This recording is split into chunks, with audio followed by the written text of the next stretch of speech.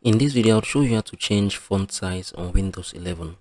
Ensure you subscribe and turn on the notification to this channel for lots of educational guides and content like this. When we say font size, it actually means how big or small your text are going to appear here on your Windows 11, right? So look at this right now. You can see everything is currently appearing small, right? So we want to change the font size, right? So click on the settings. Once I've clicked on it, we're going to wait for it to open. Click on this display. Once it has opened up, right, so you're going to click on this, right, on this scale. On this scale, you're going to see the text size. Click on this text size.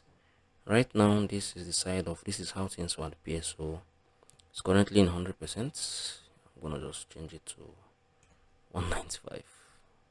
If you click on this apply, everything will automatically change, right?